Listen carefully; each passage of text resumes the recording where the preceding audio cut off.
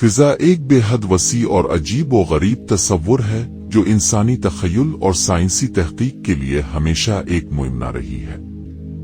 زمین کے ماحول کے باہر موجود یہ خلا متعدد سیاروں، ستاروں، کہکشاؤں اور دیگر آسمانی اجسام پر مشتمل ہے۔ فضا کا یہ تصور انسان کو ہمیشہ اپنی طرف متوجہ کرتا رہا ہے اور اسی کی بدولت انسان نے خلائی تحقیق، نجوم اور کائناتی سائنس میں کئی کامیابیاں حاصل کی ہیں۔ فضائی خلا کی اصل خصوصیات میں اس کا بے حد وسیع ہونا، خنکی اور خاص طور پر گیسوں کی عدم موجودگی شامل ہے۔ زمین کے ماحول کے مقابلے میں فضا میں ہوا کے مالیکیول بہت کم ہوتے ہیں، جس کی وجہ سے یہاں آواز کی رفتار بھی تبدیل ہو جاتی ہے۔ اسی طرح کشش ثقل کی موجودگی بھی مختلف سیارات اور ستاروں کے درمیان مختلف ہوتی ہے، جو کہ ان کی ماس اور دیگر عوامل پر منحصر ہے۔ فضا میں دوسری بہت سی خاصیت بھی ہے، جیسے کہ تاریکی کی اکثریت، جہاں روشنی کا کوئی واضح منبع نہیں ہوتا۔ چاند، سورج اور ستارے وہ چند اجسام ہیں جو کہ اس تاریکی میں روشنی پھیلا سکتے ہیں۔ زمین کا سورج کے گرد مدار میں گھومنا اور چاند کا زمین کے گرد گھومنا، یہ سب فضا کی پیچیدگیوں کا حصہ ہے۔ فضا کی ایک اہم خصوصیت یہ ہے کہ یہاں وقت کا تصور بھی مختلف ہوتا ہے۔ جیسا کہ آئنسٹائن کی نظریہ عمومی نسبیت کے مطابق، وقت کی رفتار کشش ثقل کے اثرات کے باعث مختلف ہوتی ہے۔ یہ بات انسان کو یہ سوچنے پر مجبور کرتی ہے کہ کیا واقعی وقت کی نوعیت میں کوئی مستقل مزاجی ہے، یا مختلف سیارے اور کہکشائیں اس کو مختلف طریقوں سے متاثر کرتی ہے۔ خلا میں موجود حیرت انگیز مظاہر میں سے ایک بلیک ہول بھی ہے، جو ایک ایسا علاقہ ہے جہاں کشش ثقل اتنی طاقتور ہوتی ہے کہ یہاں کو کوئی چیز حتیٰ کہ روشنی بھی بھاگ نہیں سکتی۔ بلیک ہول کا وجود کائنات کی پیچیدگیوں کی عکاسی کرتا ہے اور یہ انسان کے علم کے لیے ایک چیلنج ہے۔ بلیک ہولز کے بارے میں تحقیق نے سائنسدانوں کو کائنات کی سیاہی اور اس کی حدود کے بارے میں سوچنے پر مجبور کیا ہے۔ انسانی تاریخ میں فضا کا دلچسپ مطالعہ کئی صدیوں سے جاری ہے۔ قدیم یونانیوں جیسے کہ ارسطوٹل اور افلاطون نے فضا کے بارے میں اپنے نظریات پیش کیے تھے۔ انہوں نے یہ سمجھا تھا کہ زمین ایک گولا ہے اور کہکشائیں بھی ایک مخصوص ترتیب میں ہیں۔ جدید دور میں نیکولس کوپرنیکس، جو کہ ایک عظیم فلکیاتی سائنسدان ہے، نے یہ پیش گوئی کی کہ زمین سورج کے گرد گھومتی ہے۔ موجودہ دور میں نازک اور پیچیدہ ٹیکنالوجیوں کی بدولت انسان نے خلا کی وسیع و عریض گہرائیوں میں قدم رکھا ہے۔ 1969 میں جب نیل آرمسٹرانگ اور باز ایلڈرن نے چاند پر قدم رکھا تو یہ ثابت ہو گیا کہ انسان فضا کے سفر میں کامیاب ہو چکا ہے۔ اس کے بعد سے آج تک کئی مشن کیے جا چکے ہیں، جو کہ نہ صرف چاند بلکہ دیگر سیاروں جیسے کہ مریخ، مشتری اور زہرہ پر بھی بھیجے گئے ہیں۔ خلائی تحقیق نے انسان کو یہ سمجھنے میں مدد دی ہے کہ ہمارا سیارہ کس طرح کام کرتا ہے اور ہم کس طرح کائنات کا حصہ ہے۔ زمین کی فضا، جو کہ حیات کے لیے ایک ناگزیر ضرورت ہے، اس کی حفاظت کے لیے ضروری ہے کہ ہم اس کو سمجھیں۔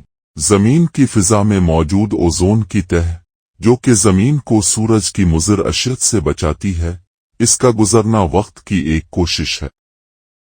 فضا میں انسانی موجودگی نے نہ صرف سائنس بلکہ فلسفے، مذہب اور ثقافت پر بھی اثر ڈالا ہے۔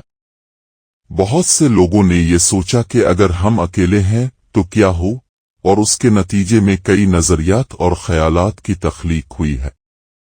یہ سوال بھی اٹھتا ہے کہ کیا انسان کبھی دیگر سماٹ زندگی کو تلاش کرنے میں کامیاب ہوگا؟ کیا ہم اکیلے ہی کائنات میں ہیں؟ انسانی زندگی سے آگے بڑھ کر فضا کو سمجھنے کی خواہش نے ہمیں نئے سوالات کی طرف راغب کیا ہے، جن کے جواب حاصل کرنا ابھی باقی ہے۔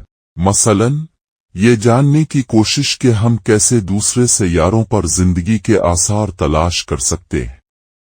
مریخ کی تحقیقات، جہاں ماضی میں پانی کی موجودگی کے آثار ملے ہیں، اس کا ایک ناقابل یقین وعدہ کرتی ہیں۔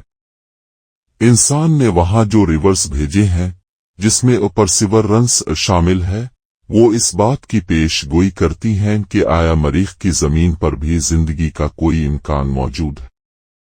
खलाई स्टेशंस जैसे कि बैन अल-अक़वामी खलाई स्टेशन ISS ने दुनिया के मुख्तलिफ ममालिक को एक प्लेटफॉर्म फराहम किया है जहां पर बैन अल-अक़वामी ताउन के साथ खला की तहकीक की जा सकती है।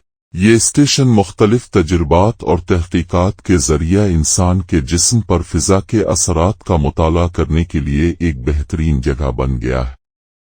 यहाँ पर मुख्तलिफ मुल्कों के साइंसदान मिलकर काम करते हैं और उससे ये जाहिर होता है कि फिजा की तहकीक एक बैन अल-अक़वामी कोशिश है जिसके जरिए अक़वाम मुत्तहिदा को एक जगह और एक मकसद के तहत काम करने की उम्मीद रोशन होती है। दौरान सफर इंसान को मुख्तलिफ चैलेंजेस का सामना भी करना पड़ता है।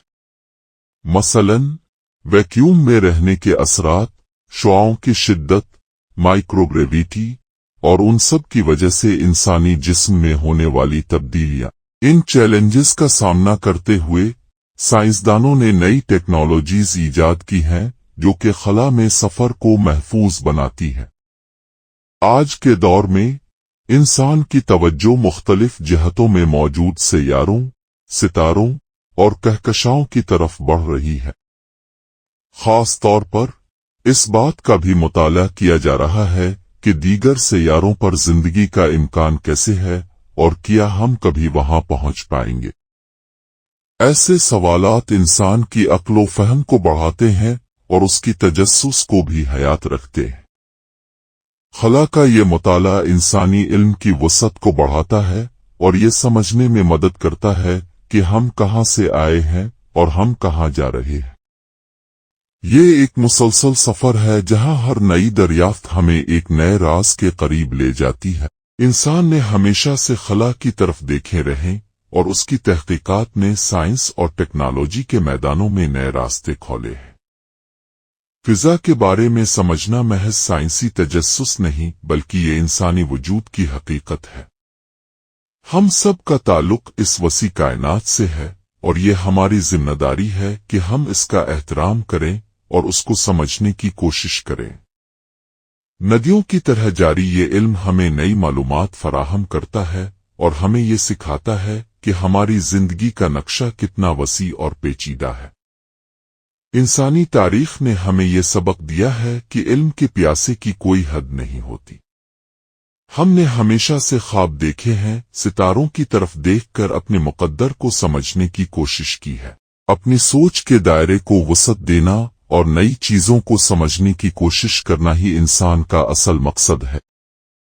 फिजा, जिसने हमें अपनी वसअतों में लपेटा हुआ है, हमें ये बताती है कि जिंदगी एक सफर है और हमारे सवालात हमें इस सफर की समत मुतय्यन करते हैं। ऐसी हालत में फिजा सिर्फ एक सैटेलाइट या कायनाती मजहर नहीं बल्कि ये हमारी हिम्मत और इंसानी इल्म की अक्कासी करती है। ये एक इल्म की रोशनी की किरण है जो हमें अपनी समत की रहनुमाई करती है और हमारी कोशिशों को मुसलसल जला बख्शती है। लिहाजा फिजा का इल्म न सिर्फ साइंसदानों की जिम्मेदारी है बल्कि ये हर एक इंसान के लिए एक दावत है कि वो अपने इल्म की रोशनी में इस तवील सफर का हिस्सा बने।